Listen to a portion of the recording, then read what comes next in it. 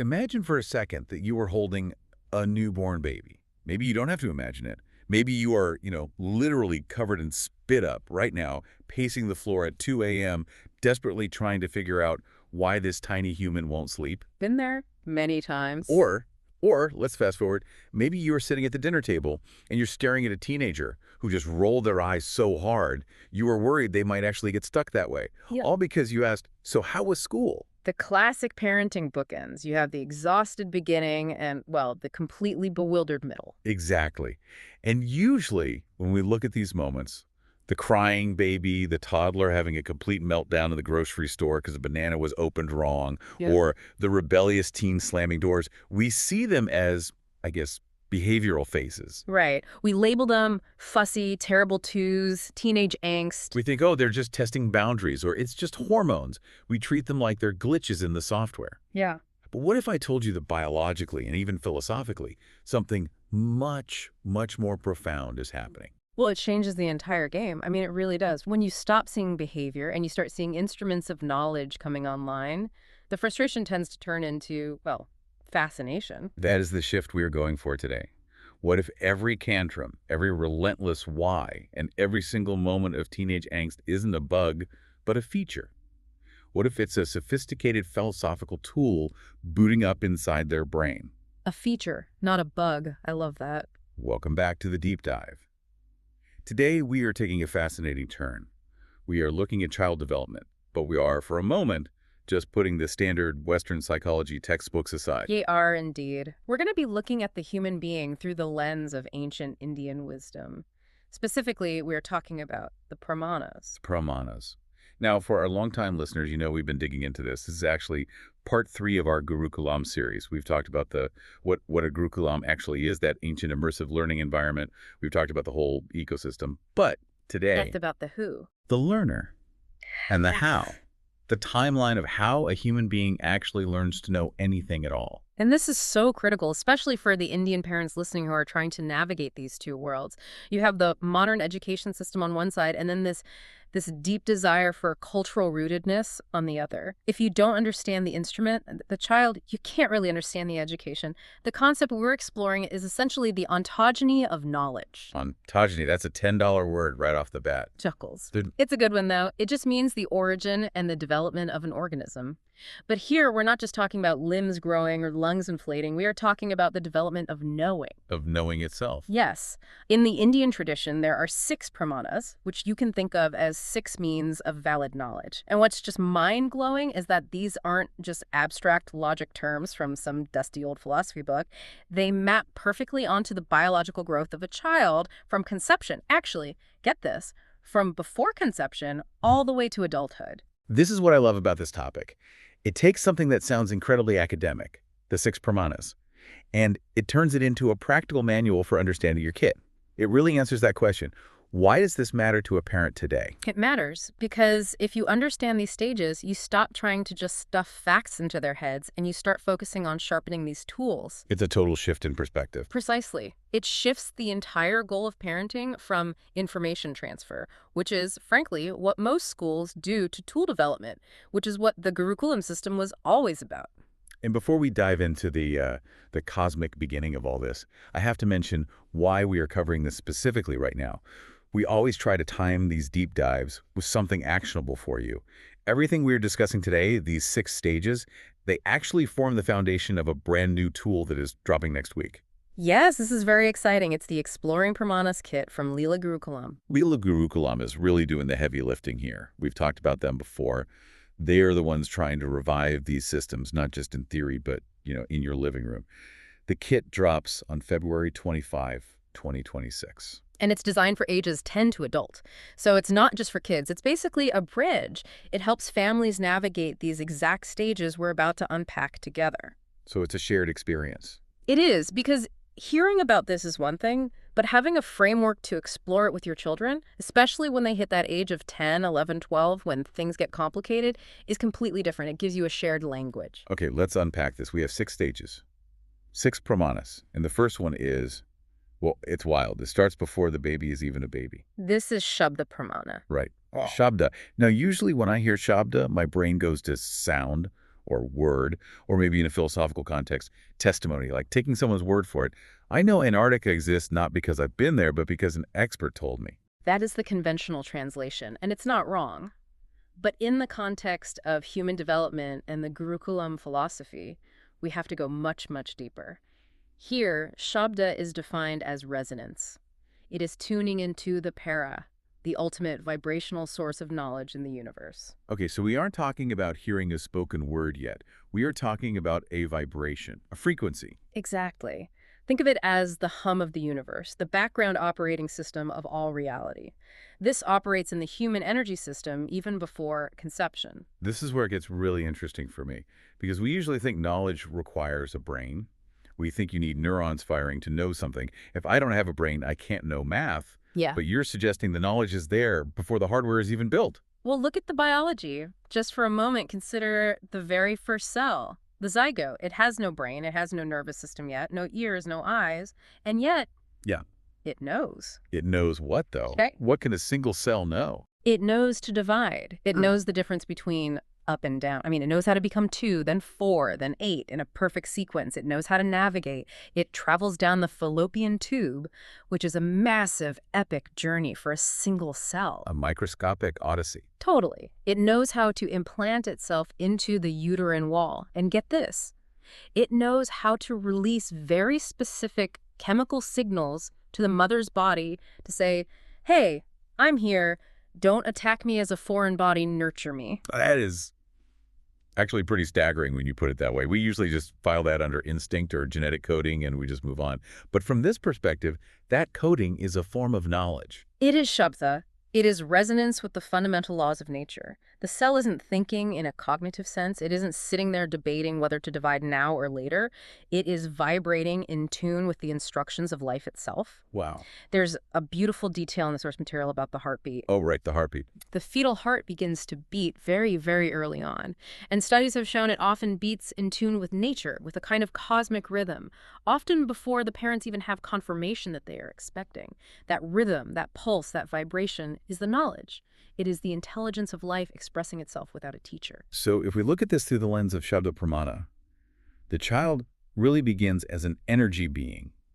The physical part comes later. Exactly. We are energy beings first and physical beings second. The physical body builds itself around that initial resonance. It's like the vibration is the scaffolding and the matter is just the bricks being laid onto it, following the plan. Which brings us to the next stage. The baby's in the womb, the hardware is growing, the scaffolding is filling in, and we hit the second pramana, anupalabdhi. Anupalapti. Now, this is a tricky one for our Western minds because we don't really have a neat word for it. The best translation is non-perception, or more accurately, the knowledge of absence. The knowledge of absence. Okay, let's break that down. How can you know something isn't there, and why is that a stage of learning? It sounds like a philosophical riddle. Well, think about it in a simple, everyday way. If you walk into your living room and you see that your car keys are not on the table where you always leave them, that is a valid and useful ping of information. Right. It means I'm going to be late. It means you're going to be late. You perceive their absence. That information changes your behavior. You start looking elsewhere. In the developmental timeline, this tool kicks in during the pregnancy, specifically in the second trimester. And there is a specific text that references this, isn't there? The Garvopanishad. Yes, the Garbopanishad is this ancient text entirely dedicated to the development of the embryo. It's just fascinating because it was written thousands of years ago, but describes embryology in this beautiful, poetic detail. It describes the baby in the womb as being completely in tune with those universal vibrations, that shabda we just talked about. But as the body forms, as the matter becomes more dense, the baby begins to realize that this deep cosmic connection is slowly getting hidden, obscured. That sounds almost tragic, like they are losing their superpower as they develop. In a way, it is a kind of spiritual loss. The text says the baby anticipates the absence. It knows it is moving from a state of pure energy and connection into a life experience where that effortless comfort will be gone. It knows it will lose the womb. So Anupalabdhi here is the fetus understanding. I am about to lose this connection. I am about to be separated from this all-knowing state. It's the first awareness of separation. In the preconception stage, there is no barrier. Now, there is a body, there is a me, and a not me. The baby knows what it is about to lose, that direct energy state, and it knows what it is about to gain a separate physical life. I'm trying to think of an analogy. Is it kind of like homesickness? But for a place you haven't even left yet. That's a perfect analogy. Imagine you are about to leave your childhood home forever. You haven't left yet, but as you walk through the rooms, you already feel the absence of it. You are grieving the loss before it even happens. That is the knowledge of absence. But wait, the source also mentions that Shabda, that sound connection, it doesn't just go away completely, it evolves. Right. That's a crucial point. While Anupalabdhi, that sense of loss, is developing, the baby uses Shabda to listen. But now, instead of just the abstract cosmic vibration, it's tuning into the parents. The voices, the feelings, the arguments. The heartbeat of the mother, the tone of the father. They are absorbing feelings, thoughts, and words during that entire womb journey. This is why traditional Indian parenting, and by extension the Gurukulam methodology, places such a heavy emphasis on the mother's state of mind during pregnancy. Right. It's not just about eating spinach and taking your folic acid. No, not at all. It's about what you are feeding the Shabda. Are you feeding it stress? Are you feeding it calmness? Are you feeding it music? Are you feeding it loving conversation? Because the baby is listening via Shabda to try and fill the void that's being created by Anupalabdhi. So we have the cosmic knowing, which is Shabda, then the knowing of loss, Anupalabdhi, and then the big day, birth. The sensory explosion, this is a third stage, Six Pramana. Pratyaksha, direct perception. This is the one we are most familiar with. Sensorial learning. This completely dominates infancy from birth up to around 2 or 3 years old. This is the everything goes in the mouth phase. Literally. The baby has arrived in the physical world. The cosmic connection is now way in the background. The womb is gone and the foreground is filled with what is this light? What is that sound? What does this feel like? What does this taste like? The baby engages with the world purely via the 5 senses. You know, there's a really interesting point here about the concept of boredom. I think every parent has been there. You buy the expensive toy that lights up and sings and, I don't know, does your taxes. The baby looks at it for 10 seconds, drops it, and starts crying. And our immediate reaction is, oh, he's bored, or he's cranky. Of course, that's the adult interpretation. But if you look at it through the lens of Pratyaksha, the baby is a learning machine. Its only job right now is to gather sensory data. If an object ceases to offer new data, if the texture is known, the sound is known, the taste is known, the baby disengages. So it's not boredom, it's data saturation. The mission is complete. Exactly. It's an efficiency mechanism. I have learned this object. Next. It's not an emotional state of crankiness, it's an intellectual state of, I need more input. That reframes things completely. So instead of trying to just entertain the kid, you realize they're on a hunt for information. And this is where we so often go wrong in the modern world. We give them screens. Right, it's the iPad babysitter. Yeah. A screen offers a massive amount of visual and auditory stimulation, but it offers zero tactile, olfactory, or gustatory data. You can't smell a video. You can't feel the texture of a cartoon dog. So the tool of Pratyaksha is actually being starved, even while the eyes are being completely overwhelmed. That is such a crucial distinction. We are overfeeding the eyes and starving the hands. Which can lead to dysregulation. The baby cries because the Pratyaksha tool isn't getting the resistance it needs from the world to sharpen itself. They need mud, they need wooden spoons, they need grass, they need cardboard boxes. And it's interesting how the previous pramanas evolve here as well. So Shabda, which was cosmic, then became the womb vibration, now becomes the specific thoughts and expressions of the parents. The baby is reading your face, your tone of voice. Absolutely. And what about Anupalabdhi, the knowledge of absence? How do you think that shows up? That evolves into separation anxiety, right? Exactly. The baby understands the absence of the parent. Mom was here. Now mom is not here. That is Anupalabdhi in action in the physical world. It's what builds the bond. The anxiety is proof that the child has the cognitive tool to recognize absence. So if your baby screams their head off when you leave the room, you should say, "Congratulations, darling, your Anupalabdhi is working perfectly." It's small comfort in the moment when you're just trying to sneak out to the bathroom, perhaps. But yes, fundamentally, yes. It means the tool is sharp. They have object permanence. They know that just because they can't see you doesn't mean you've stopped existing. You are just absent. And they do not like it. Okay, so we've got the senses firing on all cylinders. The baby is mapping the physical world, and they start walking. They start talking.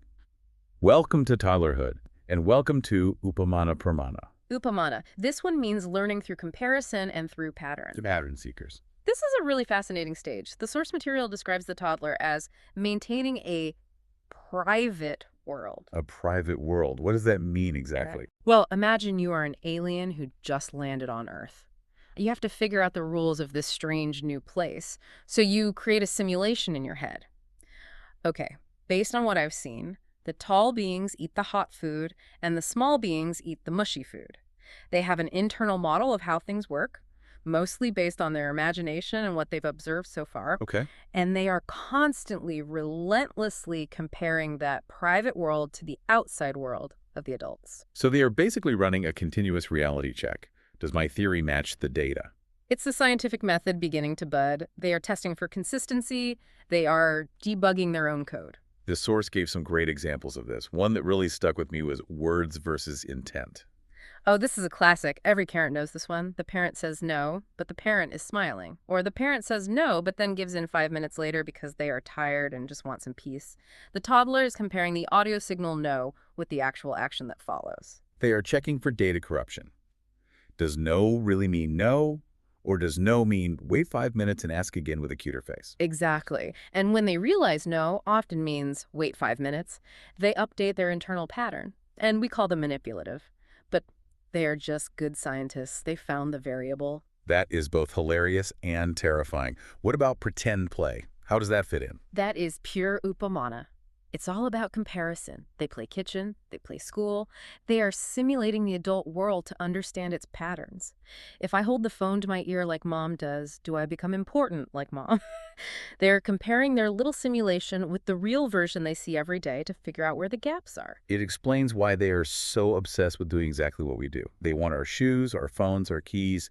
They are trying to calibrate their internal pattern against the external master pattern. Correct. And this leads directly and seamlessly into the next stage. Because once they have enough patterns, once they have compared enough data points, they want to know the underlying rule, the sort code. The underlying rule. Yeah. That sounds like logic. It is. This is Anumana Pramana. The age of logic. Anumana means inference, reasoning. This typically dominates early childhood, from about 3 years old all the way up to 12. This is the big shift from what is this to why is this? Yes.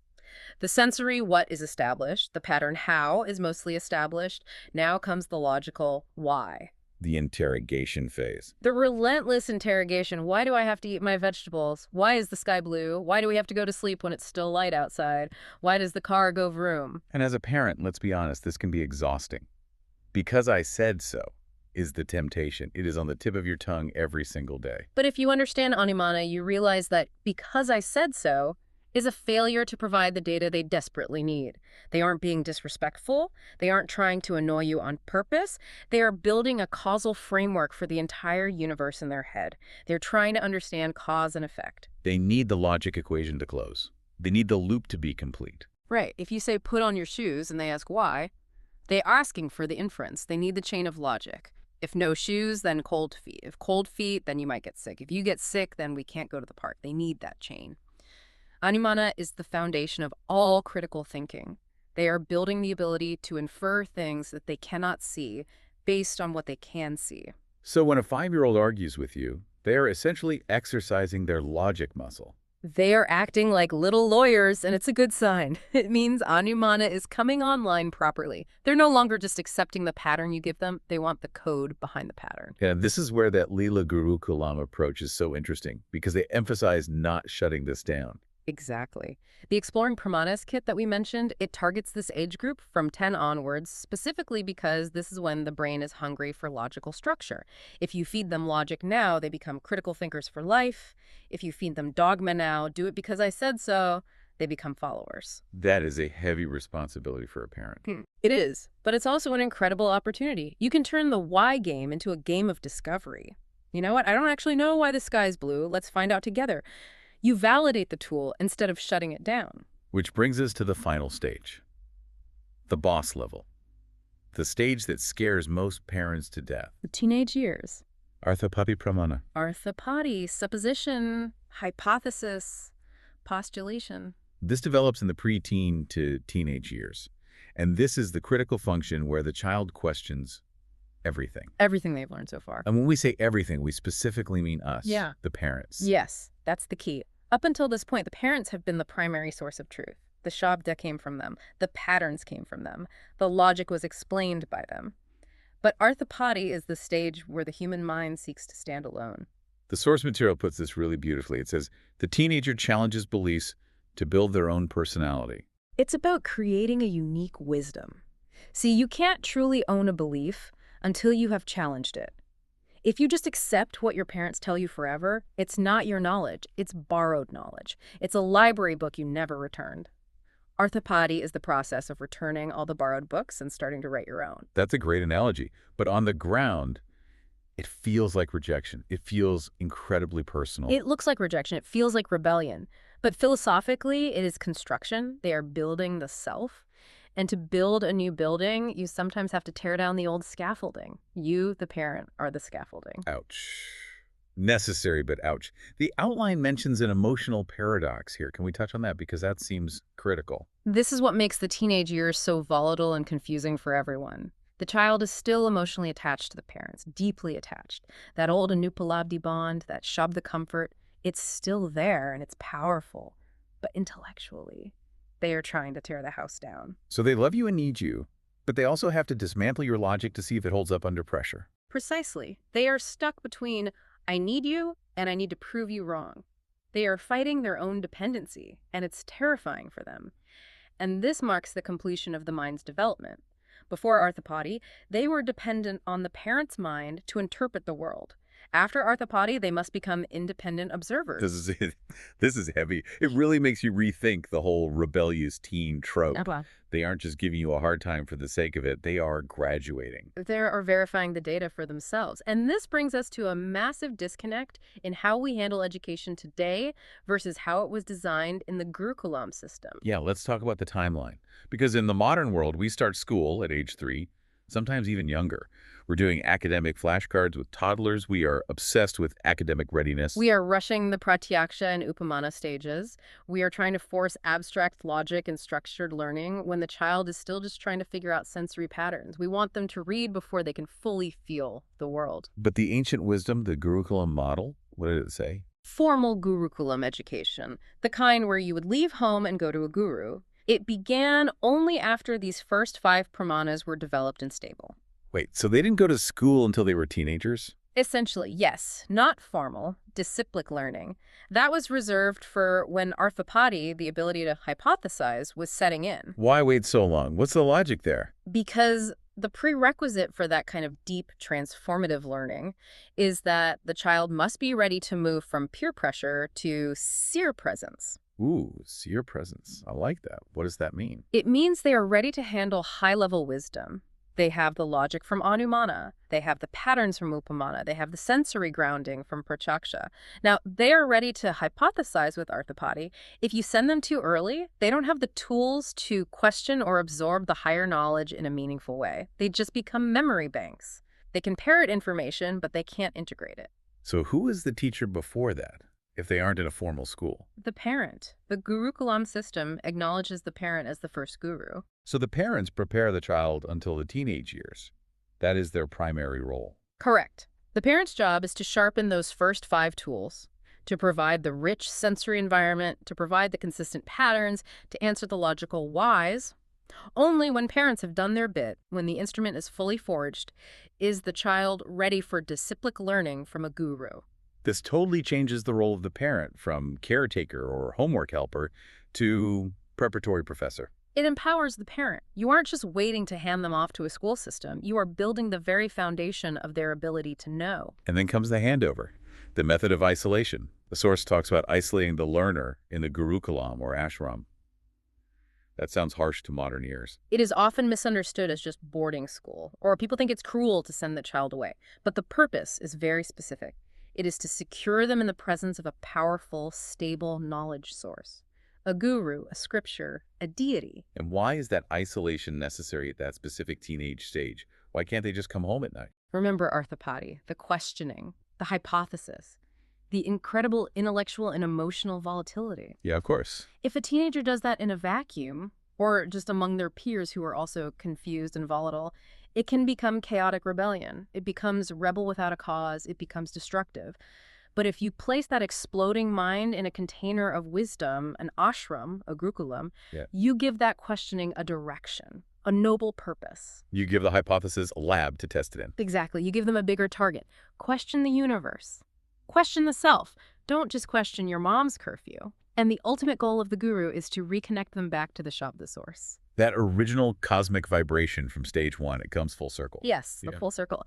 The child started with unconscious connection. They went through separation, anupalabdhi, sensory distraction, prataksha, pattern matching, upamana, logic, anumana, and now the intellectual questioning, arthapati.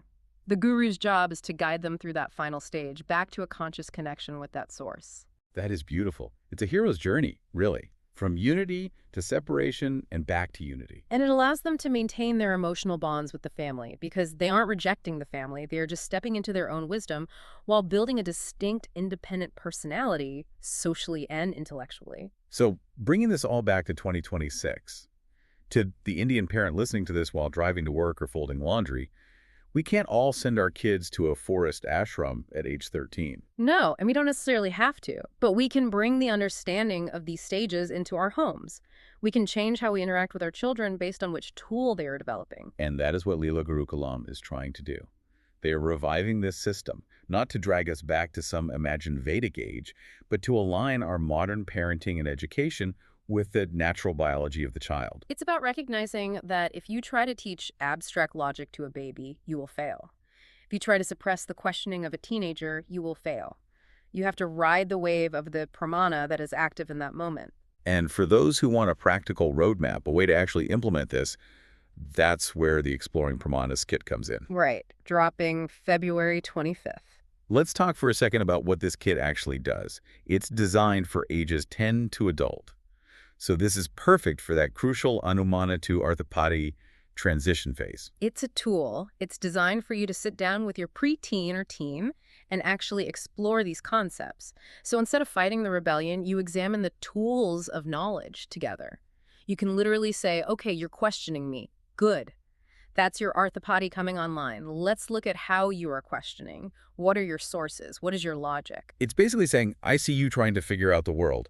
Here's the instruction manual for your brain. And it's in English, it's accessible, it's designed for the modern family. It's the bridge for parents who maybe didn't grow up with this specific language but feel its truth and want to pass it on. I love that. It turns the living room into a modern-day Gurukulam. That's the goal, to make the home a place of inquiry, not just a place of instruction. So we've traveled all the way from the cellular intelligence of the zygote to the sophisticated hypothesis of the teenager. We've seen how Shabda becomes Anupalabdhi, which then sparks Pratyaksha, which builds Upamana, which fuels Anumana, which finally explodes into Arthapati. A beautiful cascade of knowing. It really makes you look at your kids differently. That bored baby is a hungry scientist. That annoying toddler is a master pattern matcher. That argumentative kid is a budding logician. And that rebellious teen is a philosopher seeking their own truth. And the parent is the guide through it all. The first guru. I want to leave you with a thought to mull over. We talked about the teenage years being a time of questioning the parents. It's scary. We want to be right. We want to be the authority. Especially in Indian culture, respect for elders is huge. But if nature itself designed the teenager to question you, if that is their biological mandate, then perhaps the goal of parenting isn't to be right. Perhaps the goal is to be a safe wall. A wall for that ball of logic to bounce off. Exactly. They need to throw the ball hard to see if it bounces back. If the wall crumbles or if it refuses to play, they don't learn the physics of life. So the question is, are you ready to be questioned? Are you secure enough in your own Shabda to let them test theirs? That is the ultimate question for any guru and for any parent. Thanks for diving deep with us. Keep those tools sharp and check out the Leela Gurukulam kit on the 25th. We'll catch you on the next one.